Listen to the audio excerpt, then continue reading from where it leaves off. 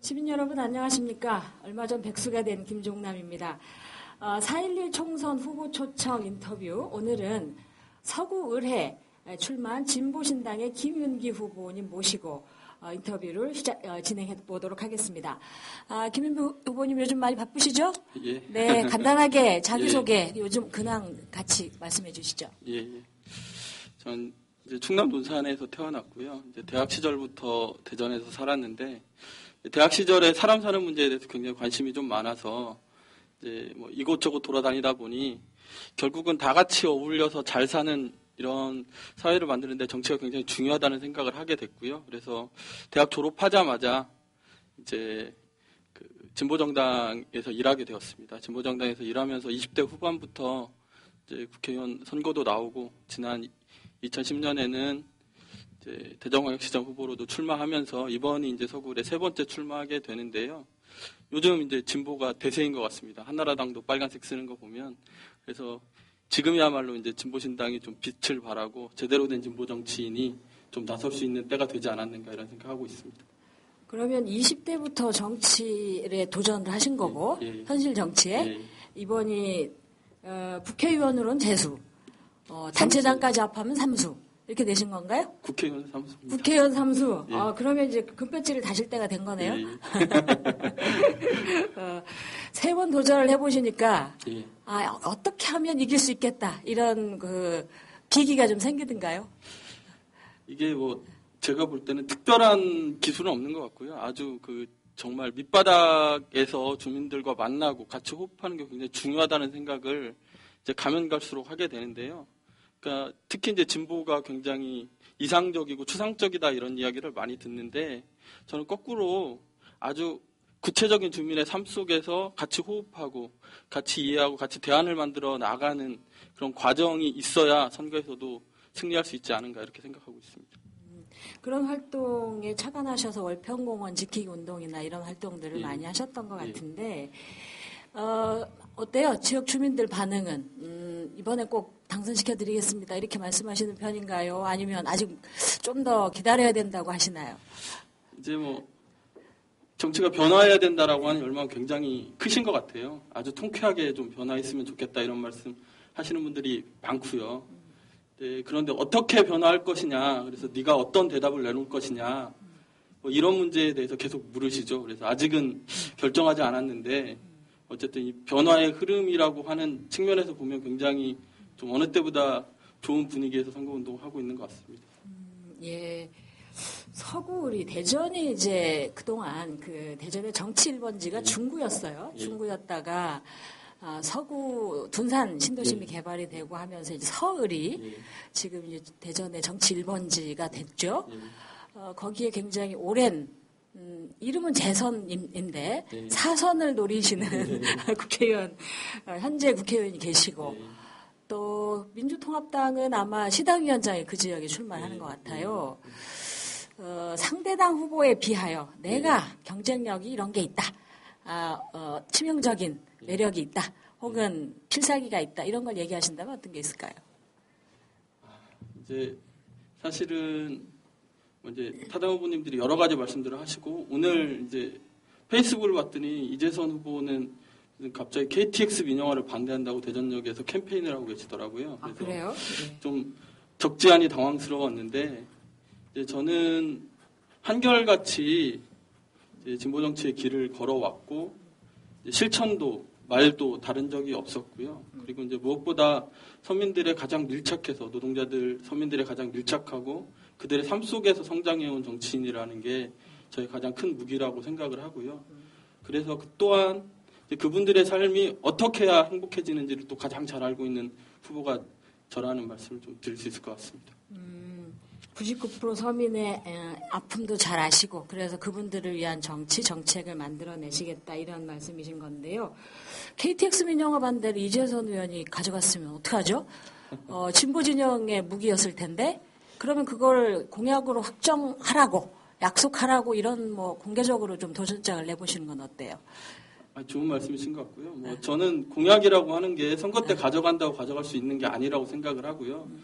이제 그런 모습이야말로 이제 주민들, 국민들 무시하고 기만하는 거라고 생각을 합니다. 그래서 기존에 어떻게 활동해왔는지가 굉장히 중요하다고 생각을 하고요.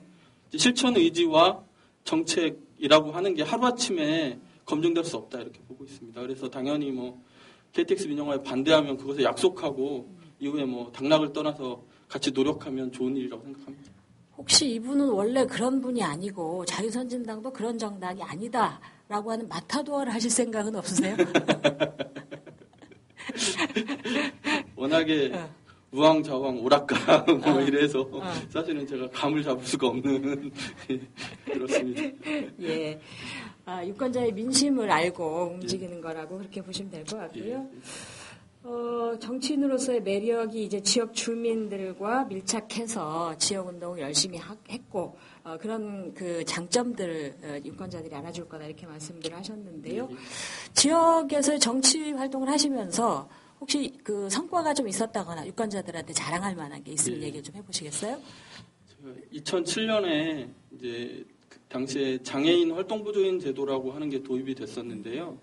그러니까 뭐 아시겠지만 장애인이 등급이 있습니다. 1급부터 이렇게 쭉 나누어져 있었는데 당시 제도는 1급만 활동보조를 받게 되어 있었는데 제 당시에 이제 장애인 차별철폐연대 분들하고 함께 싸우면서 전국에서 첫 번째로 2급 장애인들에게도 그리고 아동 장애인들에게도 활동보조 서비스를 도입하는 그런 성과들을 좀 냈었던 적이 있고요.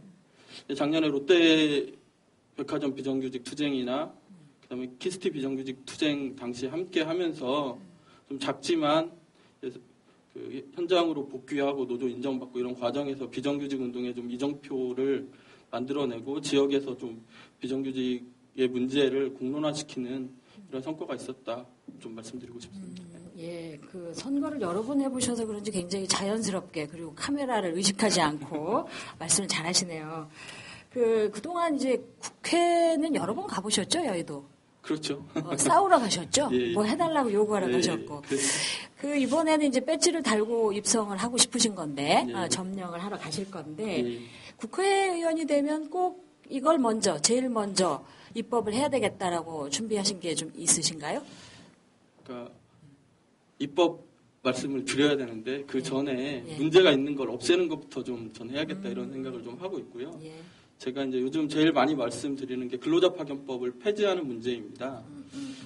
예, 서구도 이 지역도 굉장히 양극화가 심한 지역인데 사실 이제 복지 얘기들 많이 하시죠. 그래서 이제 보편적 복지를 확장하는 문제 물론 중요하다라고 생각하고 있지만 그 전에 1차적으로 제대로 된 노동 정책을 가져가는 게 중요하다라고 보고 있고요.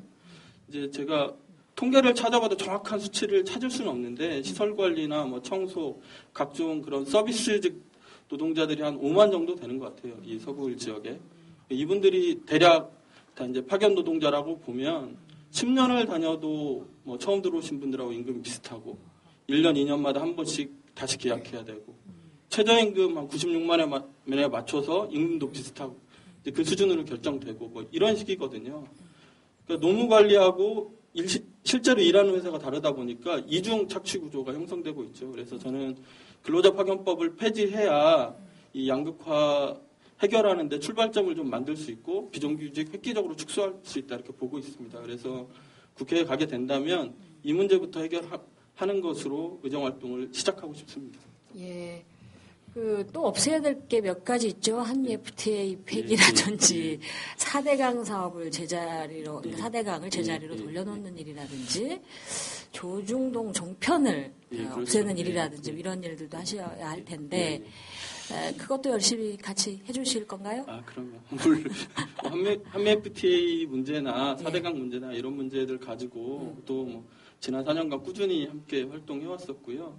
특히 이제 한미 FTA는 굉장히 중요한 문제라고 보고 있는데 이제 3월 15일 날 또 기습적으로 발효하겠다 이런 발표가 났었는데 저는 작년에 이제 11월 22일 날 우리가 그 기습 날치기를 당하고 난 이후에 반대하는 진영의 흐름이 좀 문제가 있었다라고 보고 있습니다. 그건 다른 게 아니고 정확히 이걸 폐지하겠다고 밀어붙이지 못하고 뭐 조항 몇 개만 바꾸면 재협상할 수 있다는 식의 이야기를 한다든가 하면서 좀 이쪽에서도 대응을 잘못한 게 아닌가 이런 생각이 좀 있고요.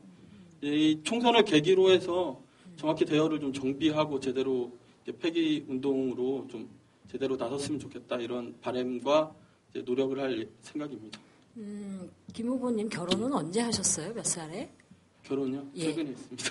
네, 최근에? 예. 아, 그러면 이번 그럼 출마를 그동안 4번 하실 동안, 예. 출마 문제를 부인하고 상의하신 건 이번이 처음이겠네요? 예. 예. 그 반응이 어떠셨어요? 반응요? 예. 저는 뭐 이런 거 하는 사람인 거 익히 알고 시작한 일이라서. 예. 뭐 그래서 결혼 2월 초에 했는데요. 올 2월에? 예. 결혼할 때 이미 이제 하겠다. 출마하겠다. 그래서 4월까지는 뭐 신혼 없다 이렇게 얘기하고. 그러면 제가 그동안 봤던 김 후보님은 총각이었단 말씀이시군요. 예. 저는 가족을 갖고 있는 분이라고 생각을 했었는데, 선거운동 하시면서 시간이 너무 없잖아요. 예. 가족하고 보낼 예. 시간, 신혼 초신 건데, 너무 미안하시겠어요. 뭐 좀 보상을 어떤 형태로 좀 하고 계신가요? 신혼여행 2박 3일 다녀와서요. 예. 이제 선거운동 했는데 예. 너무 미안해가지고 그 주 주말에 아마 같이 이제 영화 보러 갔었어요. 무슨 영화 보셨어요? 2편을 연속으로 봤는데요. 부러진 화살하고 범죄와의 전쟁 이렇게 봤어요. 그 영화 2편을 연속으로 보고 싶던가요? 영화 보는 걸 워낙에 좋아해서 예. 제가 이제 결혼할 때 약속한 게 오신 분들 앞에서 약속한 게 한 달에 2편 이상 영화 보겠다. 1년에 2번 이상 여행 가겠다. 이렇게 약속을 했거든요. 그래서 실천하는 차원에서. 그럼 밥은 하루에 몇 번 하세요? 밥은 요즘은 못하고 있습니다. 설거지는 좀 하고요. 그러니까 일주일에 뭐 하루는 내가 밥을 한다거나 이런 것도 약속하셨을 것 같아서 여쭤봤고요. 예. 이제 국회에 가시게 되면 사실은 지역 주민의 대변자이시기도 하지만 국민의 대변자이기도 해야 되잖아요. 근데 이제 굉장히 진보적인 가치와 이런 것들을 지향하고 계시기 때문에 뚜렷하게 자기 계층 대상이 있어요. 김 후보님은 그 외에 유권자들이 김 후보께 표를 드려야 당선이 될 수 있는 거잖아요. 그런 분들한테 어필할 수 있는 이야기를 한번 해보시죠. 저는 그러니까 노동자 서민의 대표다 이런 말씀을 많이 드리고 실제로 뭐 그렇게 살기도 했는데 제가 이제 한 5년 전부터인가요? 이제 지역에서 어린이 도서관 만드는 일에도 같이 하고 이제 엊그제는 제가 민들레 의료생협 이사도 됐는데 이제 그런 활동들을 계속 하다 보니까 그러니까 굳이 그동안 노동자라고 이야기해왔던 사람들이 굳이 공장에만 있는 건 아니다 이런 생각을 많이 하게 됐어요. 그래서 그러니까 이분들의 삶이 제가 이야기했던 그런 분들의 삶과 다르지 않고 물론 뭐 현장에서 굉장히 과격한 구호를 외치고 뭐 이런 것과는 좀 다르지만 주민들과 함께하고 주민들의 생활 속에서 이 대안을 찾아가는 지혜를 갖게 이제 되는 것 같아요. 뭐 지금 아직 부족하긴 하지만 점차 이제 그런 지점들이 만들어지고 있고 또 거꾸로는 그렇게 만나가는 주민들이 이제 자신의 어떤 정치적, 사회적, 계급적 위치들을 좀 이제 알아가고 그걸 가지고 이제 소통할 수 있는 어떤 조건이나 환경들이 만들어지고 있다 이런 생각들이 있고요. 그래서 뭐 이게 이렇게 말씀드리면 상당히 그렇긴 한데 1대 99라고 하잖아요. 이 99명이 다 제 편이기 때문에 뭐 그 마음들을 공유하고 있기 때문에 뭐 특별한 기술 이런 거는 필요 없다고 생각합니다. 99%하고는 주로 어떤 방식으로 소통하세요? 선거운동 하실 때나 아니면 기타 다른 일상적인 공간에서도? 일단은 뭐 도서관에 가면 애들 얘기하죠. 이제 저는 뭐 아직은 애가 없긴 하지만 이게 뭐 제가 어렸을 때 경험도 있고 돌아다니면서 많이 듣는 얘기도 있으니까 역시 교육 문제는 뭐 끝이 없더라고요. 그리고 주로 많이 듣습니다. 제가 이제 뭐 안 해본 일이니까 이제 그런 것도 있고요. 그다음에 이제 두 번째는 요즘 이제 SNS가 대세잖아요. 제가 이제 페이스북은 좀 열심히 하는 편인데 글도 올리고 이제 뭔가 리플이 달리면 대답도 해드리고 그런 과정에서 이제 제가 몰랐던 부분이나 혹은 뭐 이제 정보를 얻게 되기도 하고 그렇습니다. 페이스북에서는 칭찬이 많아요? 비호감이 많아요? 아직은 칭찬이 많습니다. 그럼 좋은 징조군요. 예. 우리 김 후보님 혹시, 정치적으로 같이 이제, 진보 정치를 시작하실 때 예. 김 후보님을 그 길로 인도하신 분이 누구 있거나 예. 아니면 좀 뭐 정치적인 멘토 예. 혹은 뭐 그 상의하는 예. 그런 분들이 계시다면 소개를 한번 해주시죠. 저는 대학 시절부터 이렇게 같이 활동하던 분들이 계시죠. 그래서 처음에는 이분들이 이제 선배님 뭐 이렇게 해서 이제 졸졸졸 제가 따라다니는 사람들이었는데 이제 뭐 같이 늙어간다고 해도 되나 그러다 보니까 이제 뭐 어려운 지점마다 이제 같이 상의하게 되는 분들은 그렇게 한 뭐 20년씩 오래된 옆에서 오래 같이 길을 걸었던 분들인 것 같고요. 사실 이제 이분들로부터 나오는 지혜나 뭐 이런 것들이 굉장히 중요하게 이제 제가 어떤 걸 결정하는 데 있어서 큰 이렇게 영향도 주고 이제 좋은 생각들도 많이 나오는 것 같아요. 그래서 뭐 이제 특별히 유명하신 분이나 특별히 뭐 이런 것보다는 같이 사는 사람들의 얘기가 제일 중요한 게 아닌가 저는 그런 생각을 하게 되더라고요. 진보신당에 잔류하신 거 잔류라고 표현해서 예. 그 실례인가요? 왜냐하면 진보신당의 일부 그룹이 녹색당을 만드는데 참여를 했고 아마 오늘 충남 지역에서 녹색당 창당대회를 한 것 같아요. 제가 김 후보님을 쭉 봤던 경험으로 보면 녹색당에 가는 게 낫지 않았을까 이런 생각도 드는데 어떠세요? 이런 제안? 그러니까 저 진보신당에 그런 분들이 많이 있습니다. 이제 녹색당이 만들어진다고 할 때 그러니까 진보신당에서 녹색파가 될 거냐, 녹색당에 가서 좌파가 될 거냐, 뭐 이런 고민들을 하신 분들이 실제로 계시고요. 근데 저는 뭐 사실 고민하지는 않았습니다. 저는 그러니까 제가 뭐 주로 지난 선거 때도 이제 초록 얘기도 하고 진보 얘기도 같이 했었는데 저는 이제 같이 가야 된다 이렇게 생각을 하고 있고 근데 이제 그리고 실제로 이제 저희가 녹색당 준비하시는 분들에게 이제 제안도 드렸었는데 아직은 좀 녹색당 준비하시는 분들이 같이 갈 때는 아닌 것 같다 이렇게 말씀을 하시더라고요. 그래서 당이 다르더라도 저는 같이 갈 수 있는 방법을 모색해야 된다고 보고 또 당분간 같이 가는 게 좋지 않을까 하는 바람을 좀 갖고 있습니다. 제가 가시라는 얘기는 아니고 녹색당과 진보신당의 녹색의 가치가 많이 가까워서 그런 제안을 받은 적 없냐 이런 말씀 좀 드려본 거고요. 예, 20분이 길지 않은 시간이에요. 많이 말씀은 하셨지만 그래도 좀 미진한 내용이 있어서 유권자들한테 혹은 시민들께 이런 거 마지막으로 말씀드리고 싶다라고 하는 게 있으시면 한 1분 30초 정도 말씀해 보시죠. 선거 때 되니까 변화들을 많이 말씀하세요. 실제로 이번 선거뿐만이 아니라 이명박 대통령도 뭔가 변화해야 되고 해서 이렇게 당선되셨는데 사실 그 변화가 어떤 거냐라고 하는 지점이 좀 중요하다고 생각하거든요. 근데 이 당에서 저 당으로 권력을 옮겨주는 게 변화냐? 저는 그거보다는 구체적으로 살고 있는 내 삶의 변화를 만들어줄 정당이 어디고 그런 정책과 실천 의지를 갖고 있는 이런 정치인이 누구냐를 찾는 것이 굉장히 중요하다고 생각하고 있습니다. 그래서 변화라고 했을 때 뭐 떠올리는 정당들이 많이 있을 텐데 사실 이제 중요한 국면에서 저는 새누리당과 민주당 굉장히 많이 닮아 있었다라는 생각을 하고요. 한미 FTA도 그렇고 아니면 뭐 이제 비정규직, 뭐 요즘 외환은행, 뭐 쌍용차, 뭐 여러 가지 문제에서 서로 비슷한 정책들을 가지고 있었고 실제로 그렇게 했죠. 그래서 재벌과 대기업의 이해를 중심으로 움직였다는 측면에서 두 세력이 저는 비슷하다라고 생각을 하고요. 그런 측면에서 실제로 내 삶의 변화, 부자가 증세했을 때 내 삶이 변화할 수 있고 내 삶이 좋아진다라고 하면 비정규직 철폐했을 때 내 삶이 도움이 된다라고 하면 지금까지 일관되게 그런 정책을 갖고 실천을 해왔던 정당과 정치인에게 투표하시는 것이 여러분들의 삶을 변화시키는 출발이 될 수 있을 거다.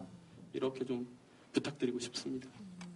일관된 정당을 지지를 해달라는 말씀이신 거로 보면 이번 총선이 여든 야든 하나로 뭉쳐서 1대1로 싸우지 않으면 다 진다. 이런 생각들을 양쪽에다 갖고 있는 것 같은데 야권 단일화에는 별로 관심이 없으시다. 이렇게 정리를 되는 거네요. 지금 말씀으로 보면. 아니, 꼭 그렇진 않고요. 꼭 그렇진 않아요? 단일화할 의사는 있어요? 그러니까 이제 저는 정당이라 단문으로. 정당이라고 하는 게 장기적인 목표가 있는 건데 또 이제 한편 그 국면에서 선택해야 될 지점들이 분명히 있다라고 생각을 해요. 하는데 문제는 저는 민주당 하기 나름이다 이렇게 생각을 하고요. 저희 갖고 있는 가치와 그다음에 이제 후보 조정에 있어서 이제 우선은 그 가치를 실현해 나가는 데 있어서 얼만큼의 의지를 보여주느냐고요. 두 번째 후보 조정에 있어서도 이제 상호 존중과 이렇게 호혜 평등의 어떤 정신에 입각해서 네. 경쟁력만 얘기하지 말아라 이런 말씀을 드리고 싶습니다. 예. 예, 시민 여러분 어떻게 잘 보셨어요? 그 김윤규 후보의 정치를 하게 됐던 계기, 과정, 그리고 지금 이제 정견 충분히 보셨을 거라고 생각하는데요. 4월 11일 대한민국 국회를 바꾸고 싶으시다면 꼭 투표하십시오. 그리고 99%의 서민들을 아픔을 위로하고 그리고 그 삶을 치유하는 행복하게 만드는 그런 정치를 하고 싶다면 어떤 후보가 우리의 대표가 돼야 되는지를 확신하고 계시리라고 생각합니다. 김윤규 후보 더 많이 알고 싶으시면 홈페이지도 가시고 페이스북 같이 해주시면 좋을 것 같습니다. 후보님 오늘 고생 많으셨고요. 열심히 선전하셔서 좋은 결과 있으시길 바라겠습니다. 네, 수고하셨습니다. 고맙습니다. 예. 네.